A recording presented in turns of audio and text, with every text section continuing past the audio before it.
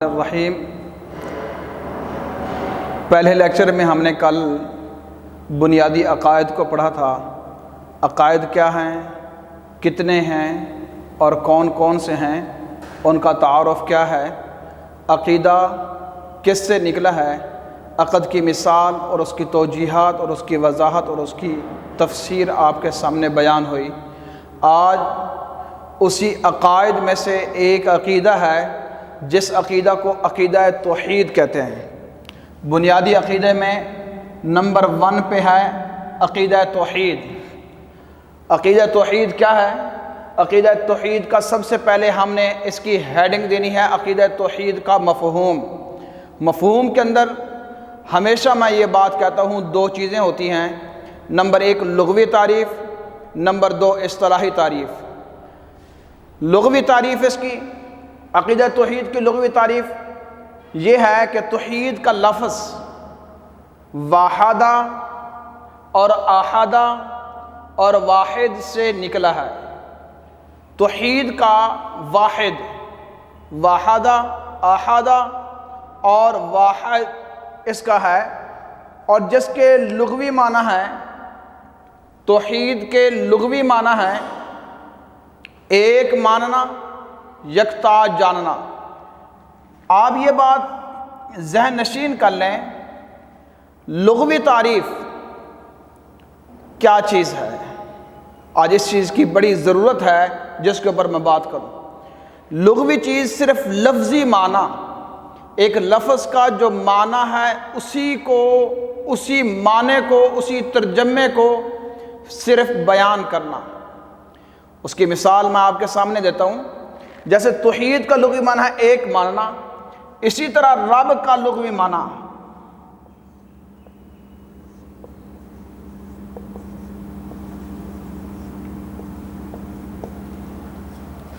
رب کا لغوی معنی ہے پالنے والا۔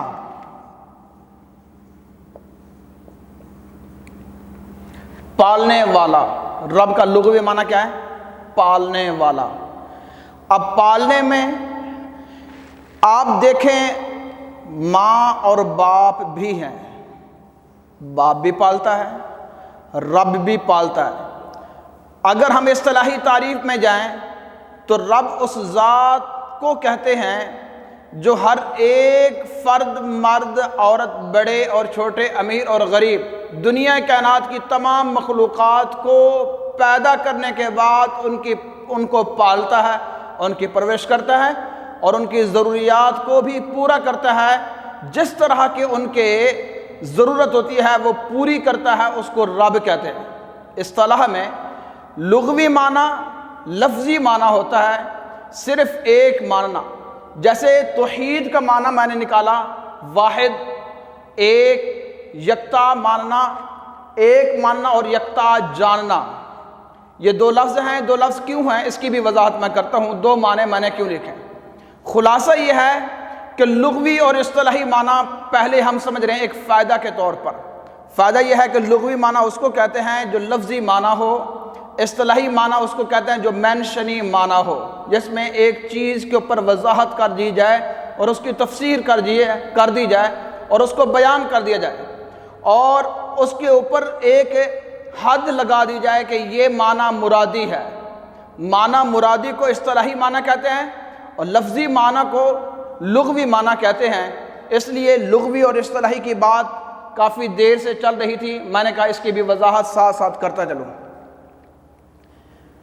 توحید کا لغوی معنی، اس کے اوپر میں ایک چھوٹی سی مثال یہاں ہی دے رہا ہوں، آپ اس بات کو سمجھیں۔ جب ہم توحید کی رٹ لگائیں گے تو ایک سوال پیدا ہوگا۔ آپ کے پاس کتاب میں، دنیا میں، کائنات کے اندر ایک سوال ہے، توحید کا لغوی معنی ایک ماننا، یکتا جاننا۔ اب حصہ معروضی کے اندر اگر یہ یوں ہے توحید کا لغوی معنی کیا ہے، اور آگے اس کی چوائس میں جواب میں یہ ہو کہ اللہ کو ایک ماننا اور ایک ماننا، مثلا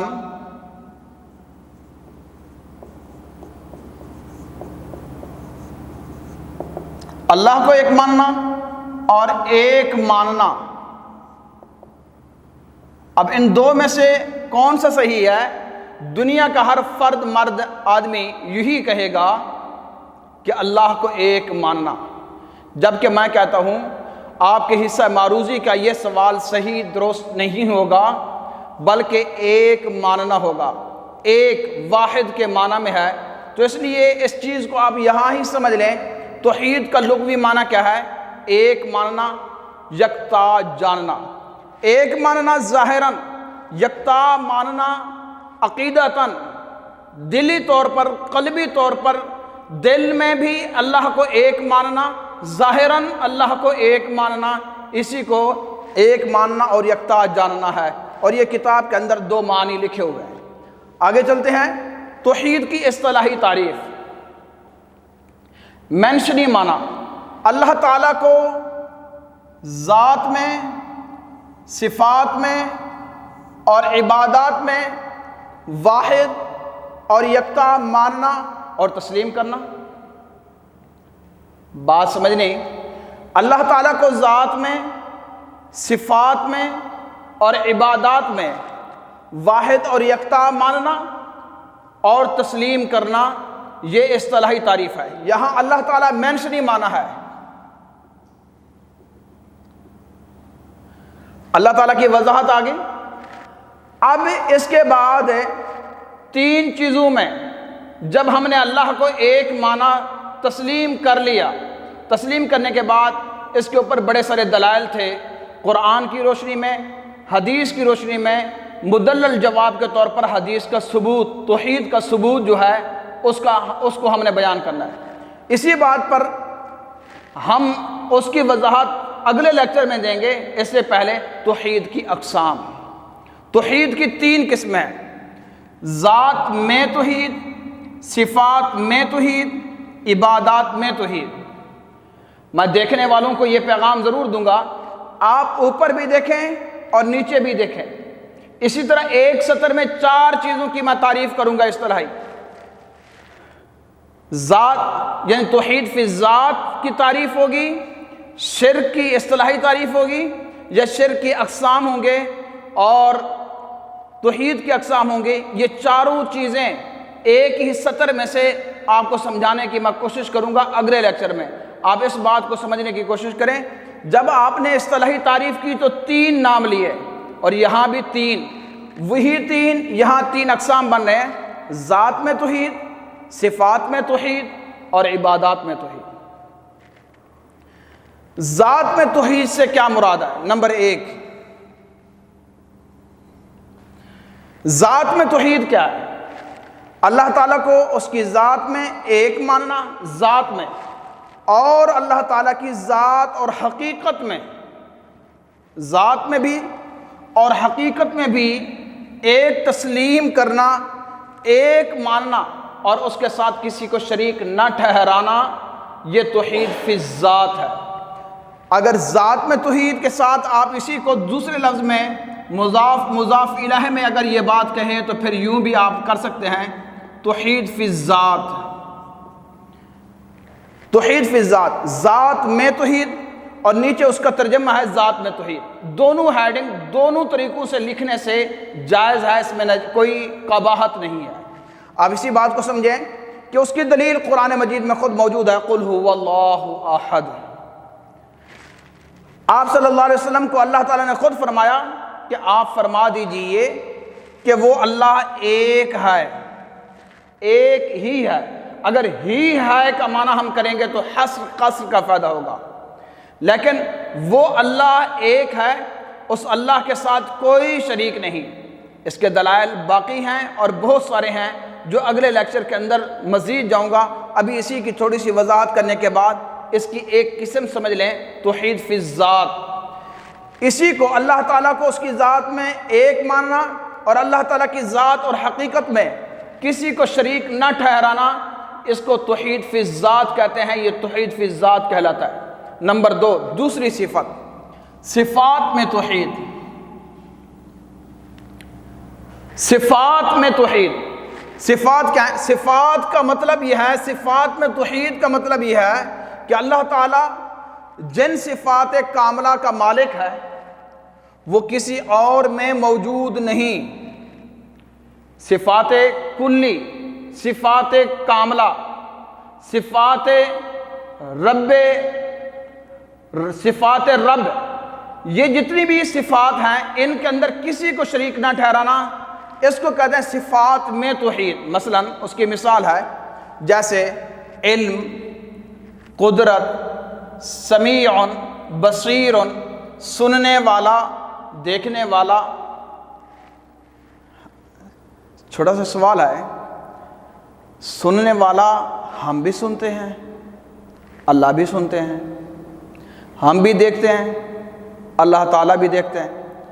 ہم صفات میں ایک اللہ کو واحد، ایک اللہ کو ایک ماننا صفات میں، یہ کیسے ہو سکتا ہے؟ جواب اس کا یہ ہے، جیسے اللہ سنتے ہیں ویسے ہم نہیں سن سکتے، جیسے اللہ دیکھتے ہیں ویسے ہم نہیں دیکھ سکتے، جیسے اللہ قادر ہیں ویسے ہم قادر نہیں، جیسے اللہ رازق، خالق، اللہ تعالیٰ کی صفات جتنی بھی ہیں، اللہ تعالیٰ کے 99 نام ہیں، یہ صفاتی ہیں۔ اللہ کا ایک نام ذاتی ہے، وہ اللہ ہے، وہ ذات میں توحید، قل هو اللہ احد، اور صفات میں توحید اس کی مثال ہے لیس کمثلہ شیء، لیس کمثلہ شیء۔ اور اسی طرح اللہ کا مثل نہیں ہے، اللہ تعالیٰ کی مثال کسی چیز سے نہیں دی جاتی۔ جیسے اللہ سننے پر قادر ہے، دیکھنے پر قادر ہے، قدرت پر قادر ہے، اس طرح کوئی بھی نہیں ہے۔ اللہ سننے میں بھی کامل، مکمل، اکمل ہے، دیکھنے میں بھی کامل، مکمل، اکمل ہے۔ اس طرح ایک انسان کیا، اللہ کی عطا شدہ چیزوں میں سے بھی کسی کے پاس اس طرح کی کوئی حیثیت اور قدرت نہیں ہے۔ اس لیے اللہ تعالیٰ صفات میں بھی ایک ہے، واحد ہے۔ اللہ تعالیٰ کے ساتھ کسی کو شریک ٹھہرانا کہ فلاں بھی دیکھتا ہے، وہ پہنچی ہوئی سرکار ہے، یہ ہے یا وہ ہے، ہم جب اللہ کے ساتھ یا اللہ کی صفات میں کسی کو شریک ٹھہرائیں گے اس وقت ہم مشرک ہوں گے، ہم اس وقت موحد نہیں ہوں گے، توحید والے نہیں ہوں گے۔ یہ بات سمجھنے کے بعد تیسری چیز ہے ہمارے پاس، تیسری قسم توحید کی، وہ ہے عبادات میں توحید۔ عبادات میں توحید۔ اللہ تعالیٰ نے کائنات کو پیدا کیا، بالکل کیا ہے۔ اللہ خالق ہے، بالکل ہے۔ اللہ مالک ہے، بالکل ہے۔ اللہ رازق ہے، بالکل ہے۔ اللہ قادر ہے، بالکل ہے۔ اللہ تعالیٰ اپنی صفات میں ایک ہے، ذات میں ایک ہے، عبادات میں بھی ایک ہے۔ جب وہ ہے ہی سب کچھ تو پھر اللہ تعالیٰ کی عبادت ہمارے اوپر، اللہ تعالیٰ کی عبادت کرنا ہمارے اوپر فرض ہے۔ کتاب میں ایک لفظ ہے صفات کے تقاضوں میں توحید، یہ صفات کے تقاضے کا لفظ بھی صحیح ہے، اور عبادات میں توحید یہ بھی صحیح ہے۔ صفات کے تقاضوں کا کیا مطلب ہے؟ مطلب یہ ہے کہ تقاضا، اللہ تعالیٰ نے ہمیں پیدا کیا، ہمیں پیدا کرنے کے بعد ہمیں رزق دیا، دنیا دی، سکون دیا، عقل دی، اللہ تعالیٰ نے ہمیں وجود دیا، ہمارے اندر سب کچھ موجود ہے، خدا کی عطا ہے۔ جب اللہ نے سب کچھ دیا ہے، اب اللہ کا ہم سے مطالبہ ہے وَمَا خَلَقْتُ الْجِنَّ وَالْإِنسَ إِلَّا لِيَعْبُدُونَ، یہ اللہ کا مطالبہ ہے کہ اللہ نے ہمیں پیدا ہی اس لیے کیا کہ ہم دنیا میں عبادت کریں، عبادت کا مطالبہ ہے۔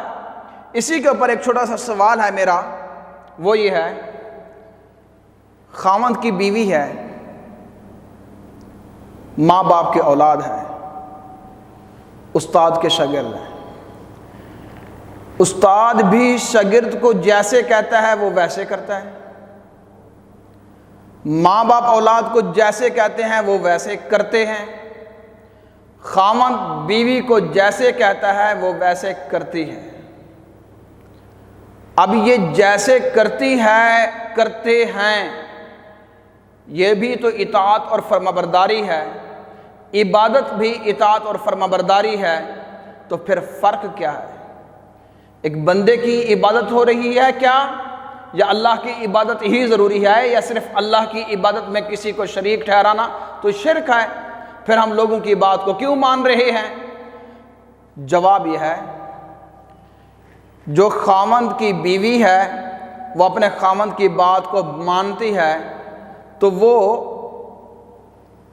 خاوند کی عبادت نہیں، وہ اس کی اطاعت کرتی ہے، فرما برداری کرتی ہے، وہ اس کی خدمت کرتی ہے۔ عبادت اور خدمت میں فرق ہے۔ ماں باپ کی اولاد جو مطیع و فرما بردار ہے وہ ماں باپ کی خدمت کرتی ہے، عبادت نہیں کرتی۔ شاگرد استاد کی خدمت کرتے ہیں، عبادت نہیں کرتے۔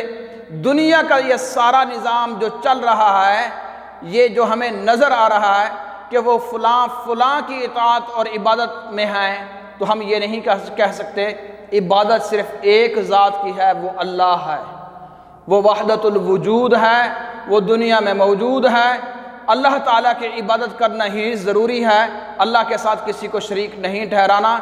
ایک اللہ کو ذات میں ایک ماننا، صفات میں ایک ماننا، عبادات میں ایک ماننا، اسی کو کہتے ہیں توحید فی الذات، توحید فی الصفات، توحید فی العبادات۔ یہ توحید کی 3 قسمیں ہیں۔ عبادات میں توحید کی تھوڑی سی وضاحت آپ کے سامنے۔ اللہ تعالیٰ نے کائنات کو پیدا کیا کس کے لیے؟ ہمارے لیے۔ ہمیں پیدا کیا کس کے لیے؟ اپنی عبادت کے لیے۔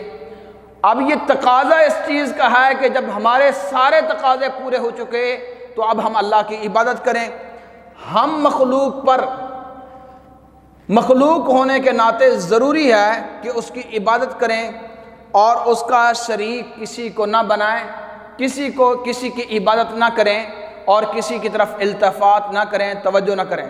اس کی واضح قرآن مجید میں مثال ہے، اللہ تعبدوا الا ایاہ، اللہ ہی ہے جس کی تم عبادت کرو، اللہ تعالیٰ کے ساتھ کسی کو شریک نہ ٹھہراؤ۔ دوسری دلیل ہمارا کلمہ ہے، لا الہ الا اللہ، نہیں کوئی معبود، صرف اللہ ہی معبود ہے۔